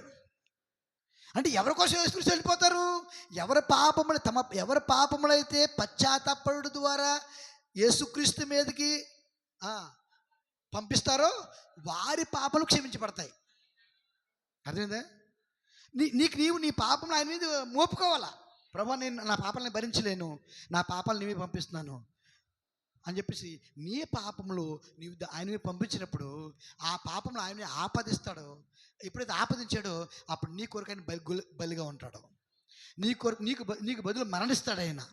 ఆయన నీ కొరకు నీకు బదులు ఎవరికి బదులు మరణించాడంటే ఎవరు పాపములు ఒప్పుకున్నారో వారి కోసమే మరణించాడు ఆయన. బండసూత్రం ఇది. ఎవరైతే తమ పాపములు ఒప్పుకున్నారో చూసారా, వారి కోసమే మరణించాడు ఆయన. వారి గొర్రెపిల్లే. పాపములు దాచుకునే వాడికి ఈ గొర్రెపిల్ల కాదండి ఆయన. పాపములు దాచుకుంటే వాళ్ళ పాపలు వాళ్ళ దగ్గర ఉంటే ఈయన మీదకి ఎందుకు వస్తాయి అంటే, పాపం ఎక్కడ ఉంటే అదే చచ్చిపోవాలా. మన దగ్గర ఉంటే మనం చచ్చిపోతాం, ఆయన దగ్గర ఉంటే ఆయన చచ్చిపోతాడు. అంతే కదండి. తీర్పు దేన్ని దిగుతుంది? పాపాన్ని దిగుతుంది. పాపం ఎక్కడుంటే ఆడు పాస్టర్ అయినా, బిషప్ అయినా, కార్డినల్ అయినా ఊరుకుంటుందా? మరణానికి ఏది కావాలి? ఆధారం. పాపం కావాలా? ఎవరిని విడిచిపెట్టదు. సంఘ సభ్యుని కాదండి, పాస్టర్ గారిని విడిచిపెట్టదు. దేవునిస్తుంది. ఒక పోపుని విడిచిపెట్టదు, కార్డినల్ విడిచిపెట్టదు. అసలు నరుడు అన్నవాడిని ఎవ్వడిని విడిచిపెట్టదు అది. ఎందుకంటే మానవుడు అన్నవాడు పాపమునకు అతీతుడు కాడు. పాపమునకు అతీతుడు ఎవరు? దేవుడు. పాపమునకు అతీతుడు. కాబట్టి నేను సేవకునండి, నేను మంచి పాస్టర్ గారినండి, నేను మంచి సువార్థికునండి, నేను ప్రపంచ సువార్థి చేస్తున్నానండి, ఎన్నో లక్షల ఆత్మలు సంపాదించానండి. Nothing doing. నువ్వు ఆత్మలు సంపాదించి వాళ్ళు పరలోకి వెళ్తారు. అంతమంది సంపాదించారు, పాపం చేస్తే నువ్వు నరకని మామూలుగా వెళ్తావు. అర్థమైందా? పాపం చేసినట్టు వెళ్ళాలి కదండి. ఎన్ని ఆత్మలు సంపాదించిన పనికిరాదు అది. నేను ఎన్నో సువార్త పొలంలో ఎన్నో ఆత్మలు సంపాదించానండి చెప్పలేదే మాట అతను. డానియేలు కీరు చెప్పలేదా మాట? చెప్పాడా లేదా? చెప్పాడా? నీవు ఆత్మలు సంపాదించవచ్చు కానీ నీ పేరు ఇందులో లేదే. నువ్వు ఆత్మలు సంపాదించవచ్చు కానీ నీ పేరు ఇందులో లేదయ్యా. అంటే ఒక సేవకుడు కూడా తన జీవితాన్ని ప్రతి క్షణము పరిశీలన చేసుకోవాలి. అతను ఎంత సేవ చేసినా, ఎన్ని సంవత్సరాలు సేవ చేసినా, ఎంతమంది కొరకు ప్రార్థించినా, ఎంతమందిని స్వస్థపరిచినా, ఎంతమందికి బాప్తిసం ఇచ్చినా, ఎంతమందికి పరిశుద్ధాత్మ ఇచ్చినా సరే అతను కూడా ఒక మానవుడు కాబట్టి తన జీవితాన్ని ప్రతి క్షణం వాక్యంతో సరి చేసుకోవాలి. ఎందుకంటే అతను నరుడే కాబట్టి అతని కొరకు కూడా రక్తం ఉన్నది. నిజంగా సరి చేసుకుంటే రక్తం కంపల్సరీ ఉన్నది. దేవునికి స్తోత్రం కలుగును గాక. ప్రియ సహోదరులారా, ఎంత గొప్ప సంగతి. కాబట్టి ఎప్పుడైతే పాపం ఆయన బదిలీ చేశారో దేవుని స్తోత్రం, ఆ పాపను కూడా జీతం ఏంటండి? ఇప్పుడు గొర్రెపిల్ల పాప అయ్యాడు. ఇప్పుడు బైబిల్ చెప్తుంటే యేసుక్రీస్తు పాపం చేయలేదు కానీ ఆయన పాపం అయ్యాడు. ఆయన పాపం అవడానికి ఏంటో పాపం? ఎవరి పాపం అది? మన పాపం. మన పాపమే కల్వరి శిలువలో ఏం చేయబడింది? శిక్షించబడింది. మన పాపకు శిక్షించబడింది. అది ఆయన చేసిన పాపం కాదు. ఆయన కల్వరి శిలువలో శిక్షించబడిన పాపము మన పాపం. మనం ఒప్పుకుని ఆయన చేసిన పాపము కల్వరి శిలువలో శిక్షించబడింది. పాపని శిక్ష అయిపోయింది. శిక్ష మన మీద ఎందుకు వస్తుంది? ఇంకా అందుకే మనం నీతిమంతులు అయ్యాం. అందుకే మనం ఏమయ్యాం? ఆహా, ఎంత గొప్ప కృప. నాకు ఎగిరికి ఎంత అనిపిస్తుందండి. దేవునికి స్తోత్రం కలుగును గాక. బదిలీ చేయబడింది. ఇక్కడ ఐగుప్తులు చచ్చిపోయారు మరణదూతకి. దేవుని స్తోత్రం. కానీ ఈ గొర్రెపిల్ల దేవుని స్తోత్రం ఎవరి కోసం చచ్చిపోయిందండి? ఈ గొర్రెపిల్ల ఎవరి కోసం చచ్చిపోయింది? ఐగుప్తులు వారి పాప కోసం చచ్చిపోయారు. మరి ఈ గొర్రెపిల్ల తన పాప కోసం చచ్చిపోయిందా? ఎవరి కోసం చచ్చిపోయింది? అది తన పిల్లల యొక్క పాప కోసం చచ్చిపోయింది. తాను ఏ పాపం చేయలేదు గొర్రెపిల్ల. అది నిర్దోషమైంది. అది నిర్దోషమైంది. మరి ఎవరి కోసం చచ్చిపోయింది? తన పిల్లల యొక్క పాపం కొరకు అది చచ్చిపోయింది. ఆ గొర్రెపిల్ల చచ్చిపోయింది కాబట్టే తన పిల్లలు సురక్షితంగా ఉన్నారు. తన పిల్లలు సురక్షితంగా, తన బిడ్డలు రక్షించబడి ఉన్నారు, సురక్షితంగా ఉన్నారు. మరణం మనం తాకలేదు. దీని అంతా కారణం ఏంటంటే ఆ గొర్రెపిల్ల మీద వారు ప్రార్థన చేసిన తర్వాత, ఆ గొర్రెపిల్లను వధించుకున్న తర్వాత ఆ రక్తాన్ని దానికి రాసి ఓదాని తర్వాత ఒకటే ముందు ప్రార్థన చేశారు, కడిగారు, పరిశీలన చేశారు గొర్రెపిల్లని, తర్వాత దాన్ని కడిగారు, ఆ తర్వాత ఆ పాపలు వారి పాపలు దాని మీద బదిలీ చేశారు. ఇదంతా ధర్మశాస్త్రం అండి. ఇదంతా ఏంటంటే ఇది బలి అర్పించే విధానం, పాపం నుండి విడుదల పొందే విధానం ఇది. ఇది దేవుడు దాని పిల్లల కొరకు దేవుడు ఏర్పాటు చేసిన మార్గం ఇది. అది మోషేకి ధర్మశాస్త్రం అది, అంతే కదా. అప్పుడు ఆ ప్రార్థన చేసుకున్నారు. ప్రార్థన చేసిన తర్వాత అది నిజంగా ఒప్పుకున్నారు కాబట్టి ఆ నిజంగా ఒప్పుకోబడిన పాపములు ఆ గొర్రెపిల్ల మీద బదిలైన తర్వాత అప్పుడు గొర్రెపిల్ల వధించబడింది, మరణించింది. వాళ్ళే చంపేశారు, దేవునికి స్తోత్రం, చంపేశారు తమ కొరకు, దేవునికి మహిమ. అప్పుడు ఆ గొర్రెపిల్ల రక్తాన్ని పాత్రలో పట్టుకుని ఒక్కొక్కరు పని చేసుకుంటున్నారు, అందులో సేవ చేస్తున్నారు అక్కడ. అప్పుడు వారి కోసం అప్పుడు ఆ రక్తాన్ని రాశారు ఒకడు, అత్తిని యజమాని రాయలో చెప్పాడు. ఆయన ఇస్సోపు పెట్టుకుని ముంచి రాయమని చెప్పాడు, దేవుని స్తోత్రం. ప్రవక్త ఇస్సోపు కుంచి అంటే సాధారణ కలుపు మొక్క అని చెప్పాడు. ఆయన ఏం చెప్పాడు అంటే అర్థం ఏంటి చెప్పమంటారండి? సామాన్యమైన విశ్వాసం అని చెప్పాడు ఆయన. అర్థమైందండి? సామాన్యమైన విశ్వాసం. ఏంటి సామాన్యమైన విశ్వాసము? నా కొరకు ఈ గొర్రె పిల్లను దేవుడు సిద్ధపరిచాడు అని నమ్మితే చాలు. నువ్వు దీనికి పేద కొండలు ఎరదీసి విశ్వాసం అక్కర్లేదు, నీకు కొండలు పిండి చేసి విశ్వాసం అక్కర్లేదండి. నా కొరకు పంపించబడిన గొర్రెపిల్ల యేసు ప్రభువే అని నమ్మితే చాలు. ఆ నమ్మకం నేను ఒప్పించి నీ పాపం దాని మీద బదిలీ చేస్తుంది. అప్పుడు ఆ గొర్రెపిల్ల నీ కొరకు మరణిస్తుంది. ఆ మరణం ద్వారా నీకు నిత్యజీవం కలుగుతుంది. సామాన్య విశ్వాసం అంతే.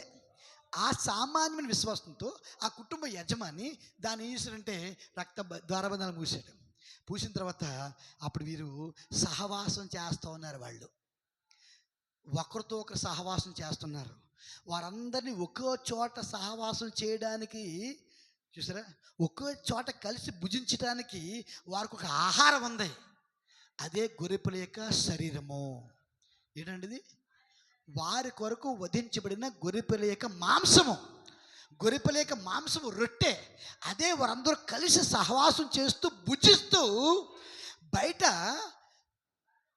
ఆక్రనాదాలు వినపడుతున్నప్పుడు, బయట మరణ కేకలు వినబడుతున్నప్పుడు, బయట ఘోష వినబడుతున్నప్పుడు ఈ లోపల సంతోష గానములు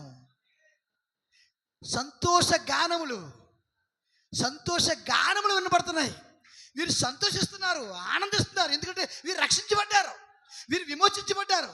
వారి గొర్రెపిల్లని బట్టి గొర్రెపిల్ల నీవే యోగ్యుడవు, మా కొరకు ప్రాణం పెట్టిన వాడువు, మా కొరకు వధించబడిన వాడువు, నీవే అర్హుడవు, నీవే యోగ్యుడవు, నీవే ఆరాధనకు యోగ్యుడవు అని ఆ గొర్రెపిల్లని స్తుతిస్తూ ఆరాధిస్తూ నాట్యమాడుతూ దేవుని స్తోత్రం, దేవుని మహింపరుస్తూ, దేవుడు వారి కొరకు ఏర్పాటు చేసినటువంటి ఆ మార్గమును బట్టి దేవుని స్తుతిస్తూ దేవుని ఆరాధిస్తూ చూసారా, వారు నిద్రపోకుండా దేవుణ్ణి స్తుతిస్తూ ఆ రొట్టెని తింటూ ఉన్నారు. దేవుని స్తోత్రం. మీకు తెలుసా, తెల్లారేసరికి అది ఉండకూడదు, శుభ్రం తినేలా. ఏమనకూడదండి? దేవునికి మహిమ కలుగును గాక. సహోదరులారా, ఇంకొక గంట చెప్పగలను కానీ దేవుడు ఆ ప్రేరేపణిస్తున్నారు, కానీ నేను ఆపేస్తున్నాను. తెల్లవారి వరకు వాళ్ళు తెల్లారేసరికి తినేలా. ఆ గొర్రెపిల్ల యొక్క ఆహారము వారికి ఎందుకంటే వారు శక్తికి మించిన ప్రయాణం చేయటం కొరకు. గొర్రెపిల్ల యొక్క ఆహారం ఎందుకంటే వారికి శక్తికి మించిన ప్రయాణం చేయటం కొరకు. అది ఎంత దూరం అంటే ఒక దేశము నుండి మరొక దేశానికి ప్రయాణం చేయాలి వాళ్ళు. అర్థమైందండి? మధ్యలో వంటలు చేసుకోవడం ఉండదు, మధ్యలో పొలాలు ఉండవు, మధ్యలో ఫ్రైడ్ రైస్లు ఉండవు, ఇంకా పొయ్యిలు ఉండవు. ఏమండి? మధ్యలో ఫ్రైడ్ రైస్లు గట్రా ఉండవు, మధ్యలో పానీపూరీలు గట్రా ఉండవు. ఇంకా ఉన్నాయా? ఉంటాయండి? ఏముండవు. దేవుని స్తోత్రం. మధ్యలో ఏమి లేవు. ఇంకా అక్కడ తినడం, మళ్ళీ ఐగుప్తు దేశంలో కొత్త పంట తినడం, వాగ్దాన దేశంలో నూతనమైన పంట తినాలి. వాళ్ళు నూతనమైన పంట వాళ్ళు తినాల. దేవుని స్తోత్రం. ఇక్కడ తిన్న ఆహారం యొక్క శక్తితోనే వారు అంతకాలం ప్రయాణం చేయాలి, వాళ్ళు అంత దూరం ప్రయాణం చేయాలి, వాళ్ళు ఎడారకుండా ప్రయాణం చేయాలి. నమ్మితే అది నీకు సరిపోతే ఆహారం, నువ్వు నమ్మితే. అందుకే చెప్పాడు ఇక్కడ ఓ మాట చెప్పాడు చూడండి, ఇక్కడ చక్కని మాట. చాలా సంతోషం. మార్క్సు వార్త 14వ అధ్యాయము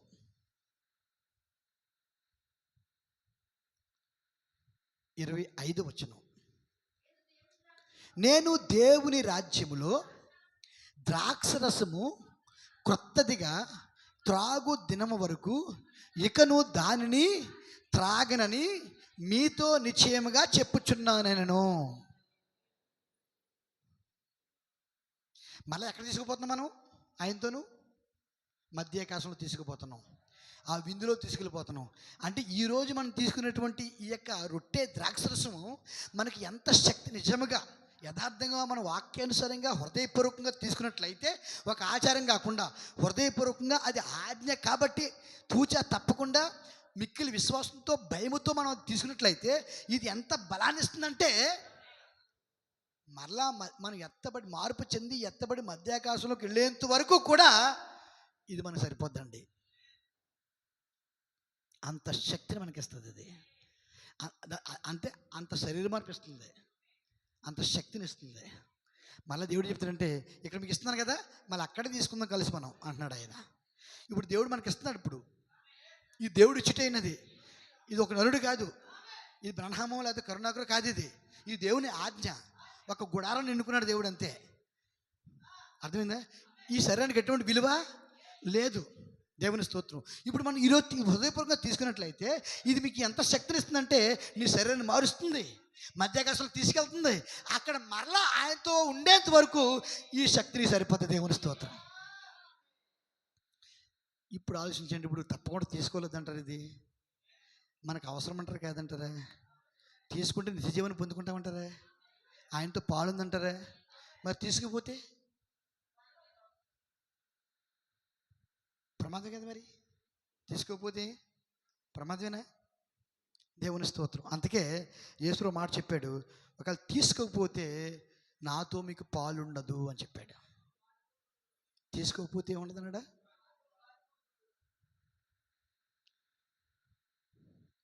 తీసుకోకపోతే ఆయన ఇస్తున్నాడు కదా, ఆయన ఇస్తున్నాడు. ఎవరికి ఇస్తాడు ఆయన? ఎవడైతే తను సిద్ధపరచుకున్నాడో వారికి ఇస్తాడు.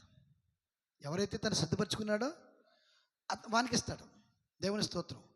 ఒకవేళ తీసుకోకపోతే నాతో నీకు పాలు పంపులు లేవు అని చెప్తున్నాడు ఆయన. తీసుకపోతే ఏం లేదంటండి, పాలు పంపులు లేవు. దేవుని స్తోత్రం కలుగునుగాక. అంటే అందుకని తప్పకుండా తీసుకోవాల్సిన వారమే అన్నాం. తప్పకుండా అది నాకు అవసరమైనది, వ్యక్తిగతంగా అది నాకు అవసరము. అది నీకు అవసరమేనా అడుగుతున్నాడు దేవుడు. అది నీకు అవసరమేనా? నీకు అవసరమేనా? నాకైతే అవసరమే, నాకైతే అవసరమే. దాని కొరకు ఒకవేళ నేను సిద్ధపడతాను. దేవుని స్తోత్రం. అది దాని కొరకు నేను సిద్ధపరచుకుంటాను నాకు నేను. చూసారా? అలాగా ఎవరికైతే అవసరమో వారు తప్పకుండా దాని కొరకు వేగిరి పడతారు. ఏం చేయబడతారండి? వేగుడు పెడతారు. అదే కొన్ని సంఘాలు వారం తీసుకోవడానికి మాట్లాడుకుంటారు వాళ్ళు. అదే సంఘకు రూల్, అది వాళ్ళ ఇష్టం. అది అపోస్తులు అయితే ఇంటింటికి ఇచ్చారు వాళ్ళు, ప్రతిదినం ఇచ్చారు వాళ్ళు. అంటే అంత సిద్ధపాటును కలిగినారు వాళ్ళు. వాళ్ళు సిద్ధపాటు, విశ్వాసానికి సిద్ధపాటు అంత గొప్పగా ఉంది. మళ్ళీ ఆధారం వచ్చేంత వరకు మనం ఈ పాపలు ఎందుకు ఉండాలి, మన లోకలు ఎందుకు జీవించాలి? ప్రతి క్షణం పరిశుద్ధిగా ఉండాలంటే ప్రతి క్షణం మనకు సంస్కారం ఉండాలని చెప్పి అనుకున్నారు వాళ్ళు. దేవుని స్తోత్రం కలుగును గాక. అంటే సంస్కారం తీసుకోవడానికి తప్పించుకోలేదు, కానీ ఆ సంస్కారం తీసుకోవడం కొరకు తమ పాపలు ప్రత్యక్షాన్ని ఒప్పుకుంటూ వారు సిద్ధపడి కలిగి ఉన్నారు వాళ్ళు. నా మాట మీకు అర్థమైందండి? సంస్కారం తీసుకోవడం తప్పించుకోలేదు. ఆ సంస్కారాన్ని తీసుకోవడం కొరకు తమను సిద్ధపరచుకున్నారు. ప్రత్యక్షాన్ని సిద్ధపరచుకుని ఎప్పుడు సంస్కరిస్తారా, అది ఏ టైం అవుతుందని చెప్పేసి మరి ఎదురు చూసి దాన్ని వారు తీసుకున్నట్లుగా మనం బైబిల్ ద్వారా చూస్తున్నాం. దేవుని స్తోత్రం కలుగును గాక. కాబట్టి అది మనకి ఎంతో అవసరమైనది. అది మనకి ఏంటండి?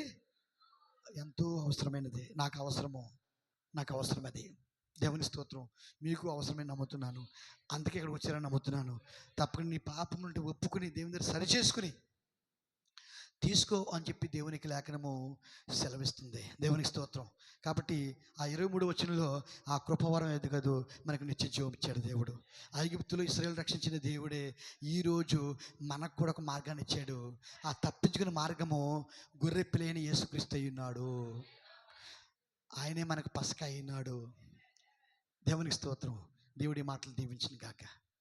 గంటన్నర అయిపోయిందని దయతో క్షమించండి.